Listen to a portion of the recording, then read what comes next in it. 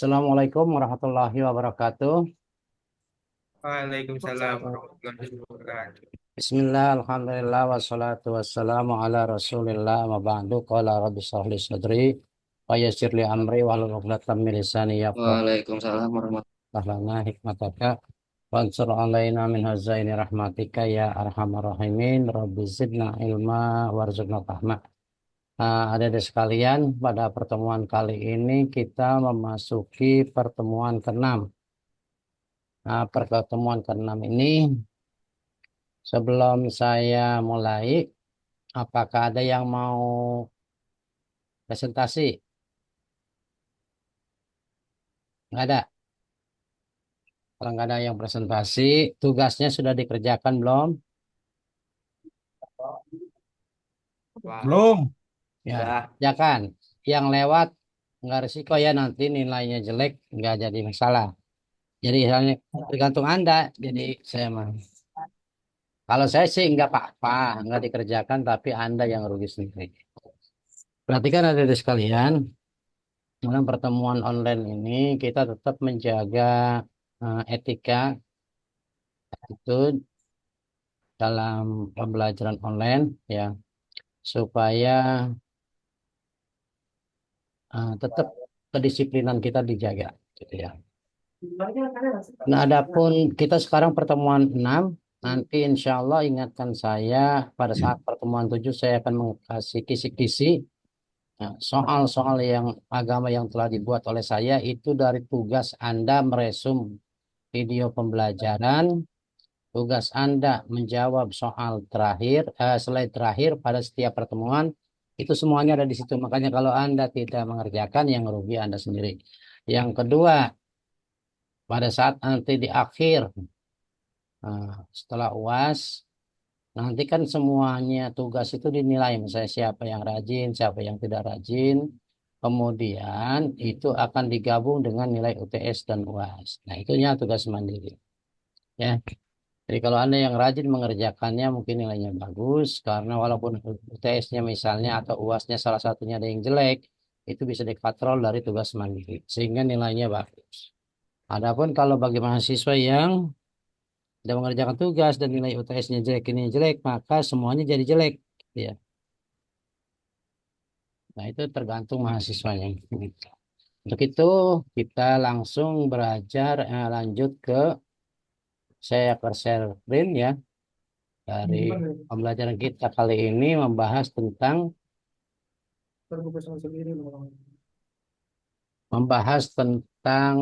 agama dan ilmu pengetahuan.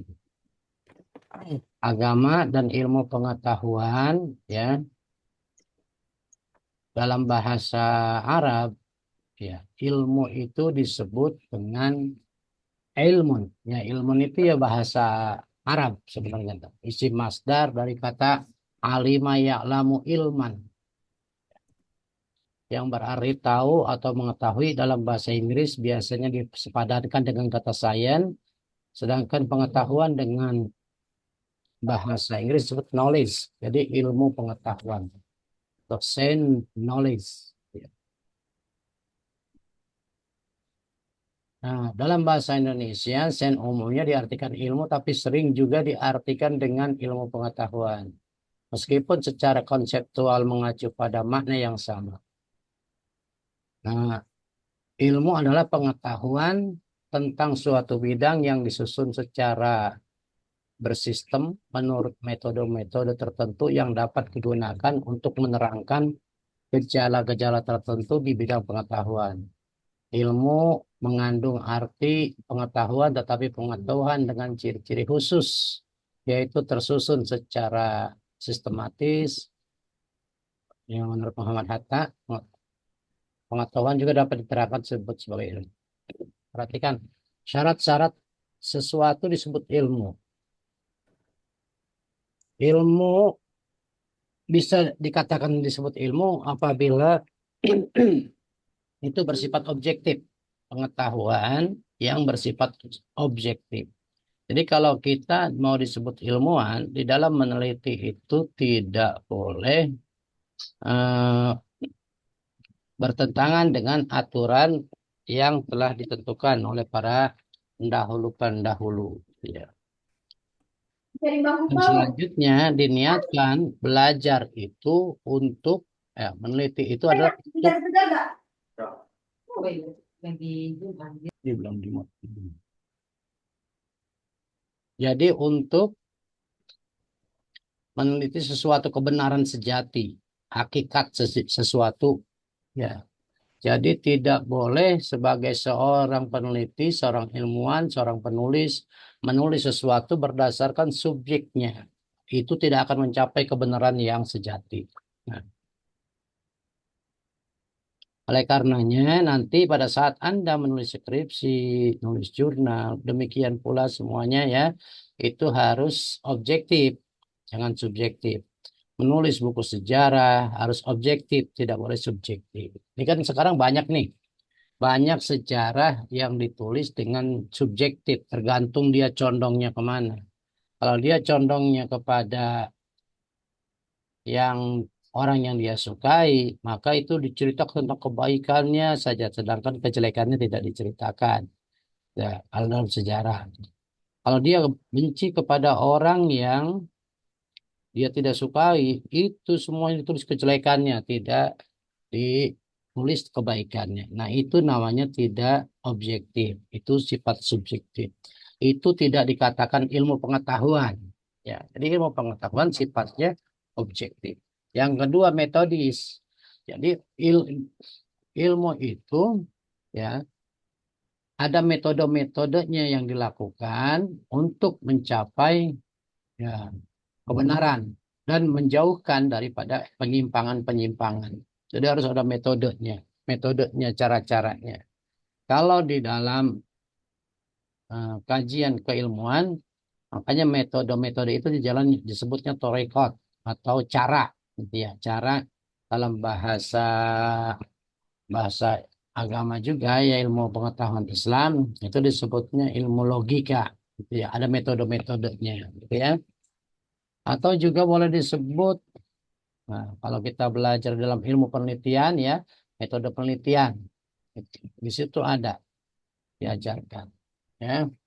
Terus yang ketiga sistematis. Dalam perjalanannya mencoba mengetahui dan menjelaskan sesuatu objek, ilmu itu harus terurai, terumus dalam hubungan yang teratur, logis, hingga tidak membentuk suatu sistem yang sehingga membentuk sesuatu sistem yang berarti dan secara utuh, menyeluruh, terpadu, dan mampu menjelaskan rangkaian sebab akibat yang menyangkut objeknya. Gitu. Jadi sistematis itu begitu, teratur dari A sampai Z diuraikan. Makanya kalau kita mulai menulis skripsi diawali dengan suatu masalah, latar belakang masalah, kemudian masalah-masalah yang ada di latar belakang itu kita eh, rumuskan. Namanya disebut rumusan masalah. Kemudian kita menggunakan metode penelitian dalam menulis sebuah karya ilmiah. Setelah menggunakan metode ilmiah, ya, metode-metodenya digunakan, lalu kita mengambil pendapat orang lain dulu, namanya disebut landasan teorinya, teori-teori yang telah diungkapkan oleh orang lain. Kemudian setelah itu, baru kita membuat rumusan masalah dulu ya, sebelumnya kepada landasan teori.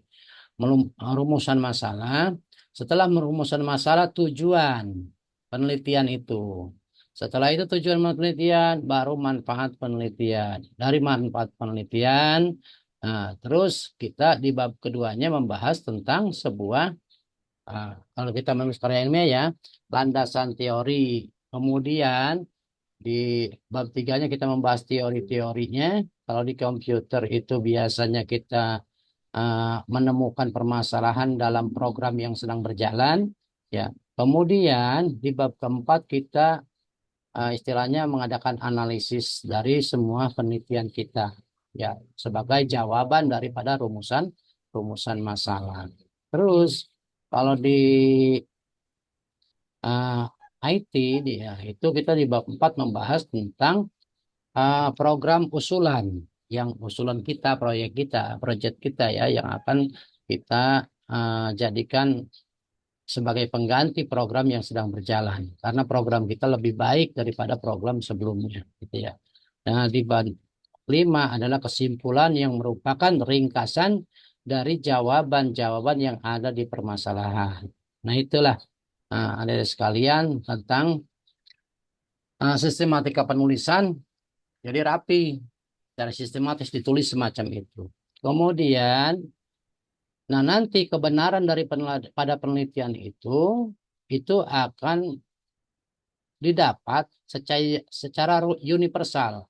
Jadi bukan cuma kita yang istilahnya bukan cuma kita yang istilahnya menganggap penelitian kita ini benar, tapi seluruh orang merasakan bahwa apa yang kita teliti semuanya adalah benar.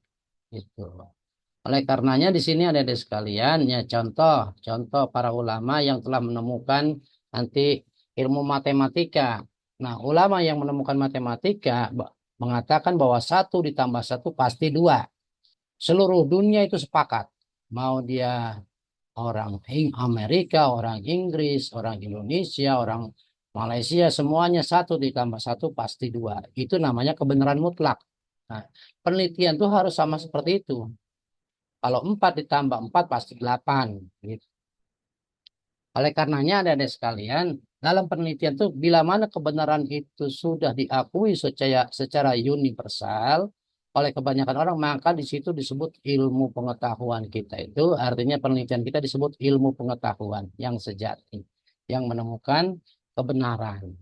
Gitu ya. Contoh, Al-Khwarizmi dulu sebelum adanya ditemukan angka 0, pada abad ke-7, Al-Khwarizmi itu seorang ahli, ya, sebenarnya ulama yang ahli Quran, ahli hadis, ngaji kitab-kitab fikih.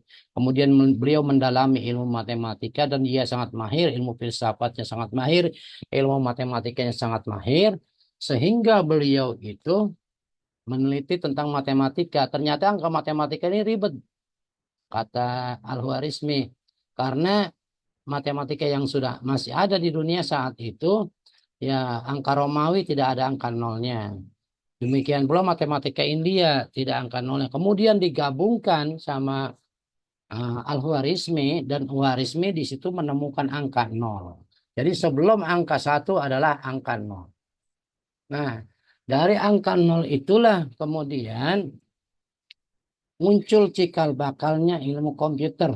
Untuk simbol on off ya, untuk simbol on off di situ dituliskan angka 0 dan angka 1. Untuk on-nya angka 1, untuk off-nya angka 0. Nah, sehingga yang kita rasakan sampai saat ini komputer, laptop, HP, semuanya alat-alat elektronik ya itu menggunakan angka 0 dengan simbol angka 0 itulah kemudian ya terjadilah atau ilmu pengetahuan yang bisa dapat dirasakan seperti sekarang ini. Jadi tidak mungkin akan tumbuh ilmu komputer saat ini kalau tidak ditemukan angka 0 oleh Al-Khwarizmi. Gitu ya. Terus ada sekalian, nah kedudukan ilmu di dalam Al-Quran, ya, ilmu pengetahuan.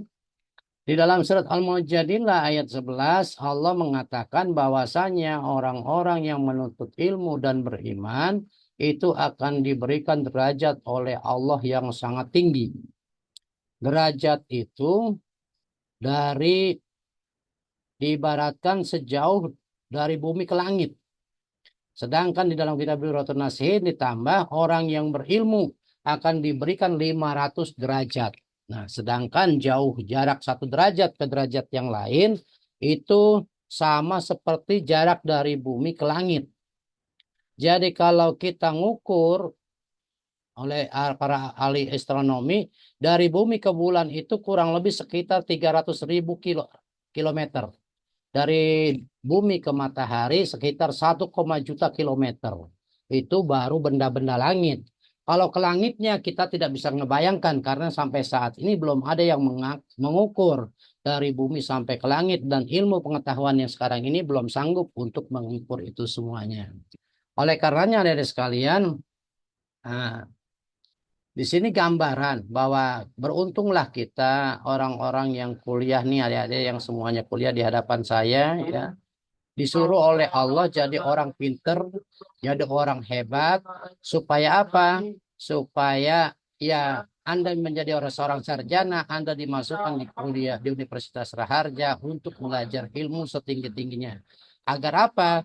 Agar dapat ilmu dan ijazah dan dapat memperoleh istilahnya kebahagiaan di dunia dan di akhirat.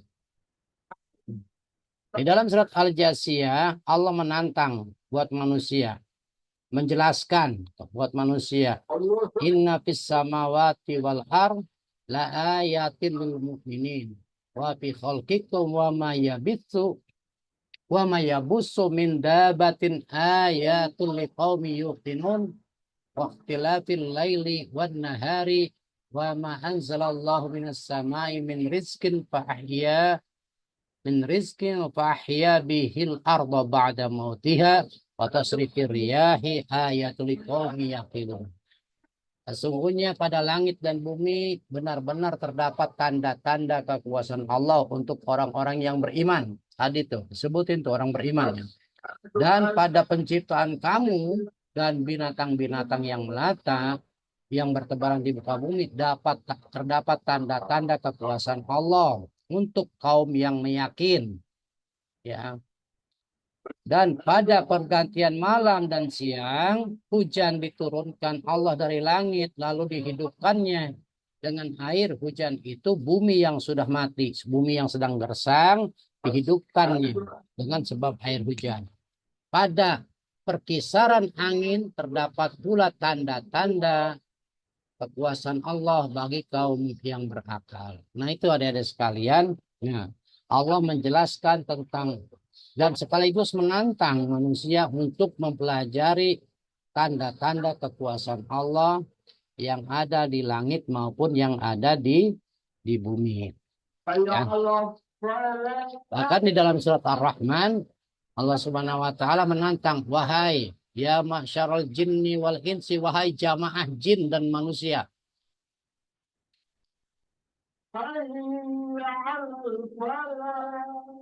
Maaf aja nih ya. Wahai jamaah jin dan manusia, ya, tembuslah 7 penjuru langit dan 7 penjuru bumi.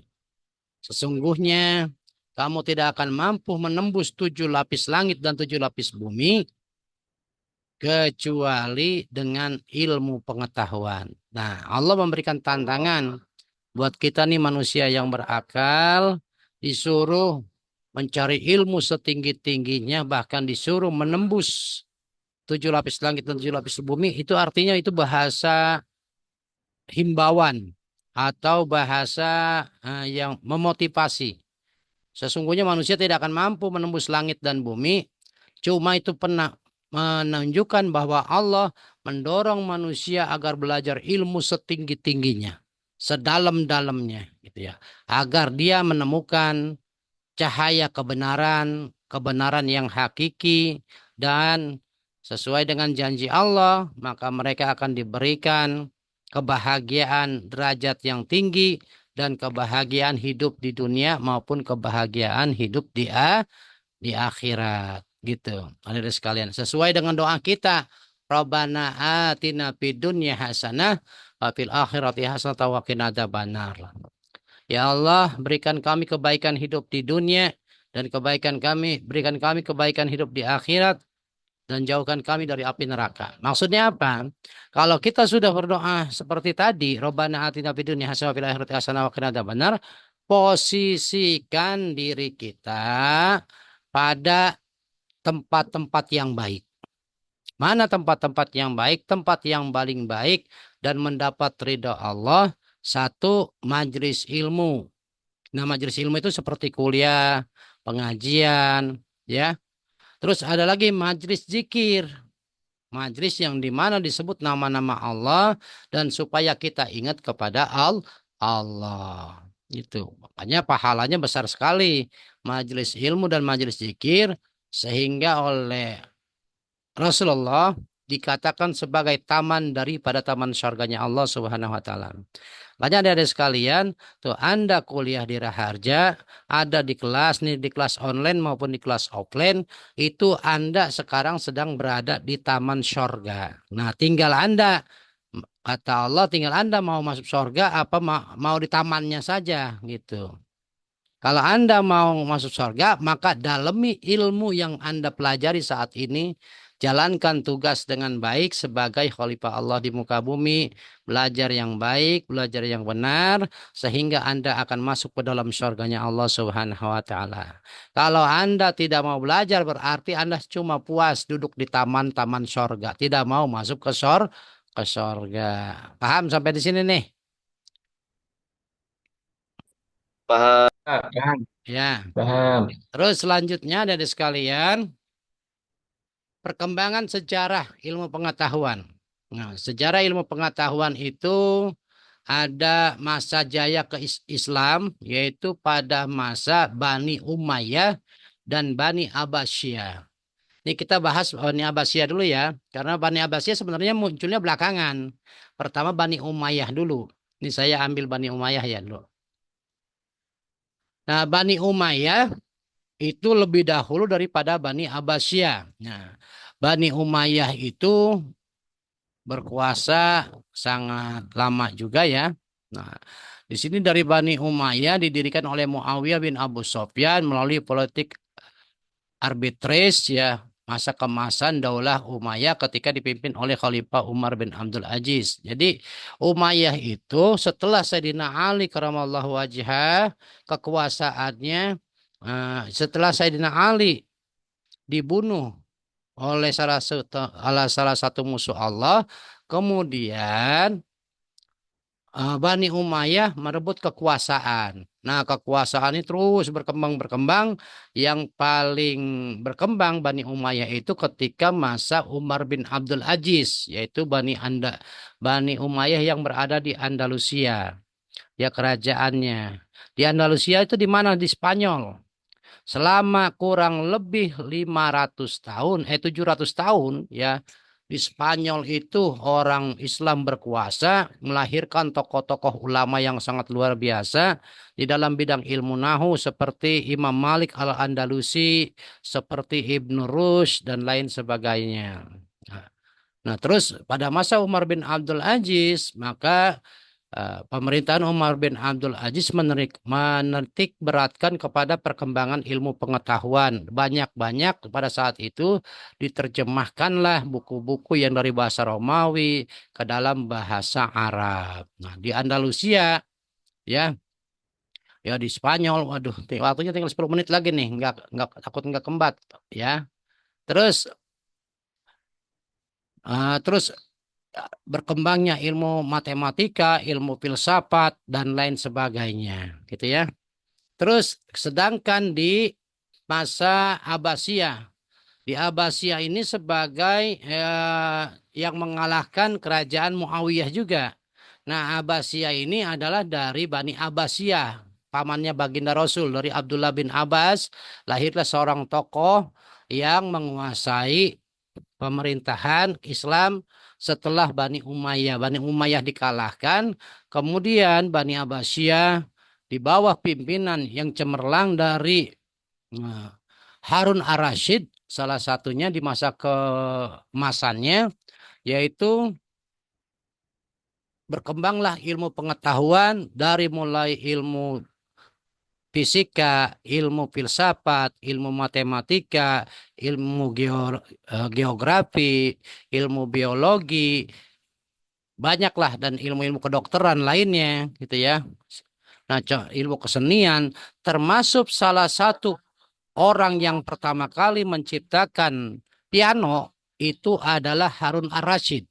Kemudian Harun ar-Rasyid menghadiahkan kepada Karel Agung. Itu. Jadi orang pertama kali itu orang Islam.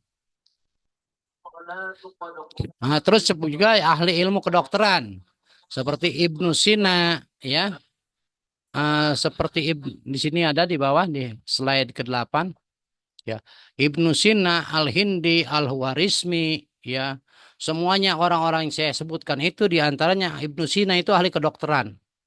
Terus Al-Kindi tadi dan Al-Khwarizmi adalah ahli matematika dan filsuf.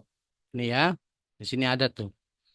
Nah, terus ah, Ibnu Hayyan. Ibnu Hayyan beliau adalah ahli filosof logika dan dalam bidang fisika dan ilmu kedokteran. Terus ini tadi Al-Khwarizmi tadi yang saya sebut penemu angka nol, ya mengarang bukunya Al-Jabar, ya Al-Jabar wal Muqabalah, ya. Ini di buku beliau Al-Jabar Muqabalah. Nah, termasuk Al-Khwarizmi itu di barat disebutnya bapaknya kalau belajar belajar matematika itu ada belajar ilmu sinus, kosinus, tangent, algoritma. Ya, disebutnya bapak algoritma. Dikenal Al-Khwarizmi itu algorisme. Ya. Nah, ya.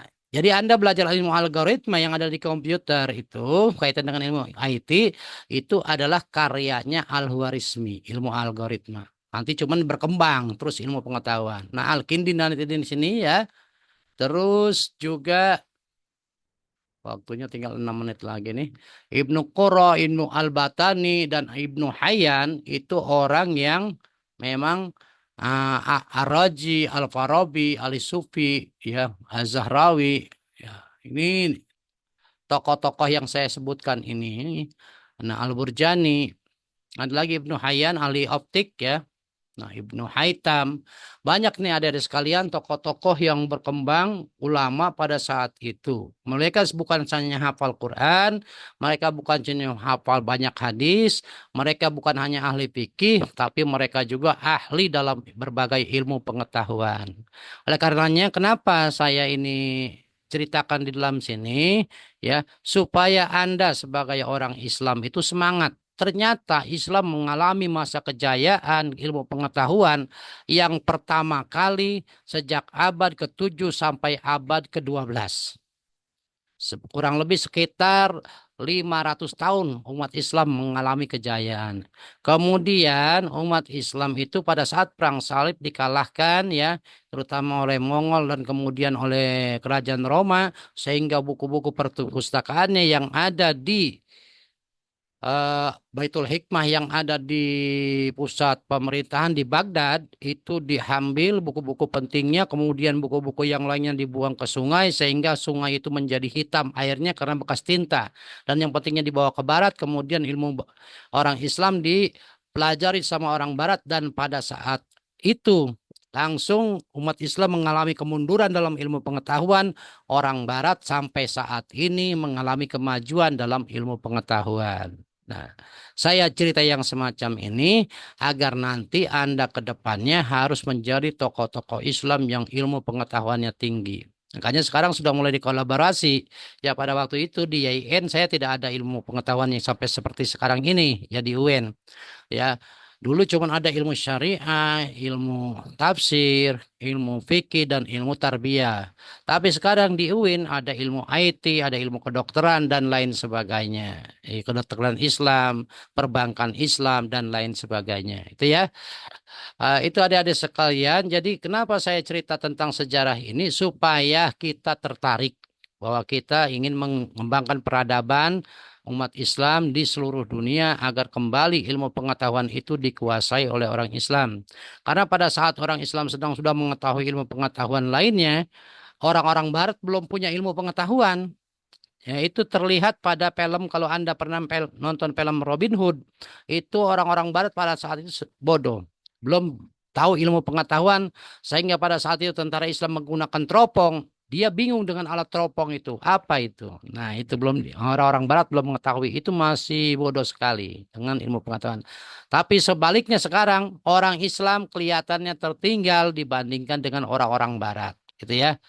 Nah, saya cerita semacam itu adik-adik sekalian supaya kita terinspirasi ingin mengembangkan lagi ya ilmu pengetahuan sesuai dengan apa yang dicapai oleh para ulama-ulama terdahulu. Ini contoh-contohnya nih ulama-ulama yang saya sebutkan tadi banyak sekali, terutama di buku saya banyak. Nah, intinya kita belajar iptek itu harus tetap didukung oleh agama supaya apa? Supaya kita terarah menggunakan ilmu itu tujuannya untuk ibadah kepada Allah Subhanahu wa taala.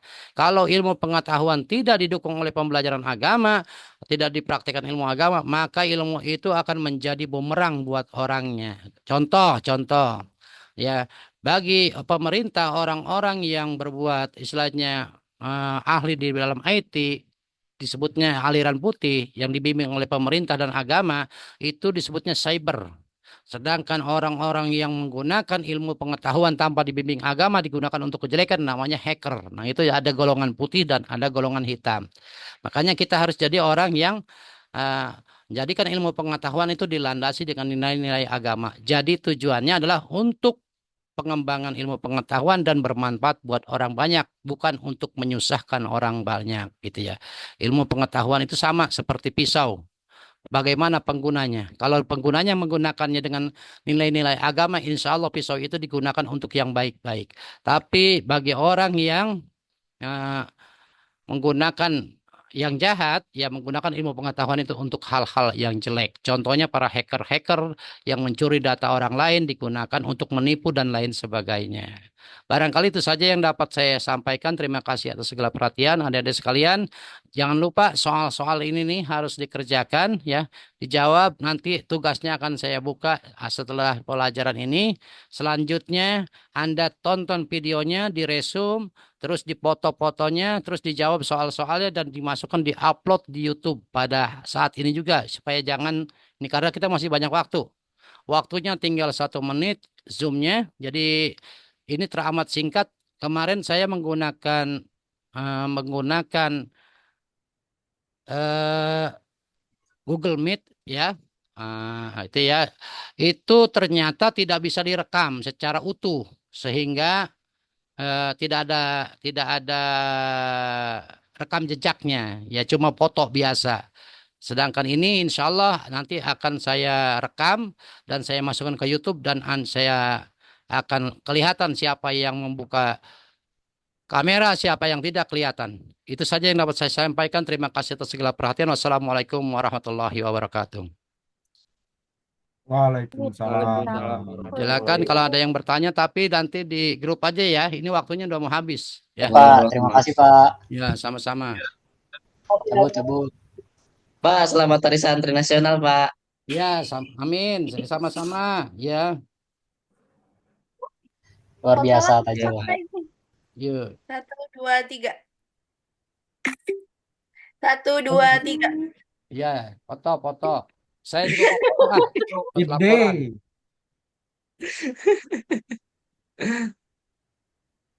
Dadah.